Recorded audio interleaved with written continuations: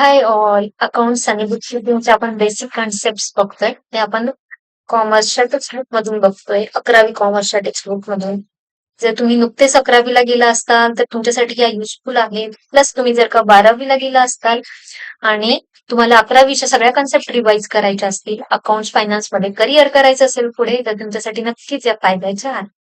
मागच्या भागात आपण गुडविल पाहिलं होतं. आता आपण प्रॉफिट लॉस या कन्सेप्ट बघणार आहे. प्रॉफिट म्हणजे अगदी तुम्हाला सोपं कळलं असेल. प्रॉफिट म्हणजे बिझनेसला फायदा झाला. फायदा झाला. पण हा फायदा झाला कसा? मग फायदा झाला हा तुम्ही जे काही सेल केलं, म्हणजे जे काही प्रोडक्ट्स तुम्ही सेल केले बिझनेसमधनं आणि त्यातून तुम्हाला जी कॅश मिळाली आणि तुम्ही बिझनेसमध्ये जे काही परचेस केलं, खर्च केले, त्यातून तुमची कॅश गेली. हे जाऊन सेल जाऊन परचेस जाऊन खालती जे नेट राहिलं तुमच्याकडे तो आहे तुमचा प्रॉफिट. जेव्हा सेल हे परचेस आणि एक्सपेन्सेस पेक्षा जास्त होता त्यावेळेस तुमचा होतो प्रॉफिट. अकाउंटिंग मध्ये ह्या डेफिनेशन बघूयात.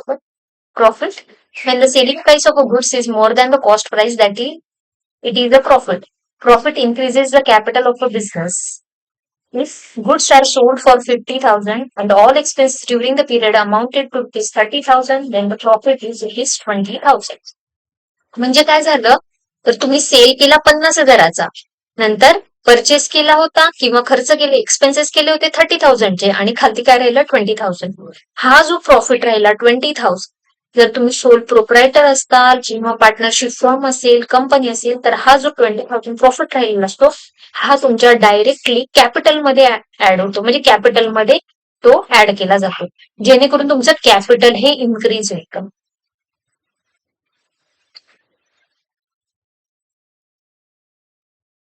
आता नेक्स्ट बघूया. When the cost price of a goods is more than its selling price, it is a loss. Loss decreases the capital of business. आता example, if goods are sold for rupees 50,000 and all expenses during the period amounted to rupees 60,000, then the loss will be 10,000. तर याच्यामध्ये काय दिलेलं आहे बघा.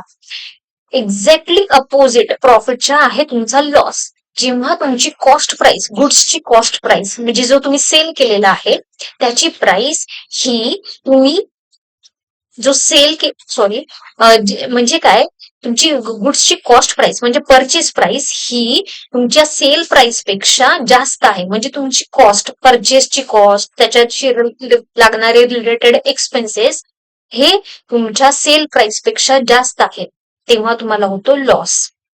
मग आता ह्या केसमध्ये काय झालं होतं बघा, आपण गुड्स हे 50,000ला विकले होते. 50,000 विकले, पण त्याच्या अगेन्स्ट आपल्याला परचेस किंवा त्याच्याशी रिलेटेड एक्सपेन्सेस किती लागले तर 60,000 लागले, म्हणजे 60,000 लागले.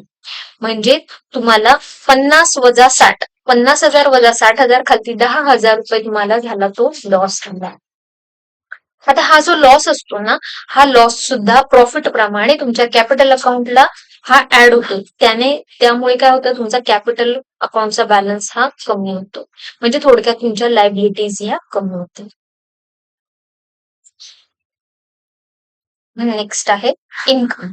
It is a revenue arising as a result of business transaction. It is a amount receivable or realised from services provided and earnings from interest, dividend, commission etcetera. आता income म्हणजे काय, काहीतरी बिझनेसमध्ये तुम्हाला गेन झाला, मिळालं काहीतरी. आता हे कशाच्या कुठल्या कुठल्या फॉर्म मध्ये असू शकतं. एक तर तुम्हाला फिक्स्ड डिपॉझिट तुम्ही बँकेत ठेवलं असेल तर त्याच्यावरती तुम्हाला इंटरेस्ट मिळतं, किंवा जर का तुमची शेअर्स मध्ये इन्व्हेस्टमेंट असेल तर तुम्हाला डिव्हिडंड मिळतं, किंवा एखाद्या पार्टीकडनं तुम्हाला कमिशन मिळतं. तर हे सगळे जे आहेत ना हे इन्कम असतात. इन्कम असतात म्हणजे तुमच्या बिझनेस मधले गेन असतात, म्हणजे तुमच्याकडे कॅश इनफ्लो येत असतं, म्हणून ह्याला म्हणतात इन्कम. हे तुमच्या प्रॉफिट अँड लॉस अकाउंटच्या क्रेडिट साइडला सगळे दिसतात. नेक्स्ट हो revenue. It is an income that a business has from its normal business activities, usually from the sale of goods and services to the customer. म्हणजे काय, revenue म्हणजे काय, तर तुम्ही तुमचे बिझनेसची मेन ऍक्टिव्हिटी काय आहे. फॉर एक्झाम्पल, एखादी व्यक्ती तिचा रिटेलरचा बिझनेस आहे, बिस्लेरी बॉटल ती विकते. तर बिस्लरी बॉटल विकून जो काही तिला इन्कम आलं त्या व्यक्तीला किंवा त्या कंपनीला, तर त्याला म्हणतात त्यांचं रेव्हेन्यू. म्हणजे जी मेन बिझनेस ऍक्टिव्हिटी आहे, ज्यासाठी तो बिझनेस रजिस्टर केला आहे, ज्यासाठी तो बिझनेस चालवला आहे, त्या ऍक्टिव्हिटी मधनं, त्या मेन बिझनेस मोटिव्ह मधनं तुम्हाला जे काही सेल झाला किंवा पैसे आले तर त्याला म्हणतात तुमचं रेव्हेन्यू. रेव्हेन्यू म्हणजे अगदी थोडक्यात म्हणजे सेलच असतो, पण त्याच्यामध्ये तुमचे अदर इन्कमचे पार्ट्स येत नाही.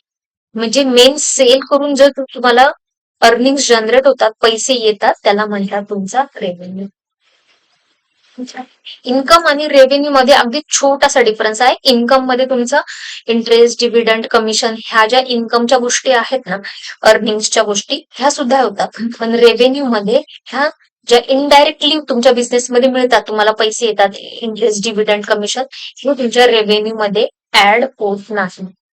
हा जनरली क्वेश्चन तुम्हाला इंटरव्ह्यू मध्ये बऱ्याच ठिकाणी विचारला जातो की इन्कम आणि रेव्हेन्यू मध्ये काय फरक असतो.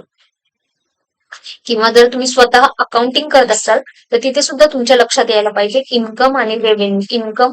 रेव्हेन्यू हा नेहमी माझ्या ट्रेडिंग अकाउंटच्या क्रेडिट साईडला सेल्स मध्ये दिसणार आणि इन्कम हे माझ्या प्रॉफिट अँड लॉस अकाउंटच्या क्रेडिट साईडला दिसणार. व्हिडिओ आवडल्यास लाईक करा आणि तुमच्या फ्रेंड्स बरोबर शेअर करा जेणेकरून त्यांना सुद्धा मदत होईल. पुढच्या भागामध्ये आपण अशीच एक अकाउंटिंगची कन्सेप्ट घेऊन येऊया. तोपर्यंत बाय.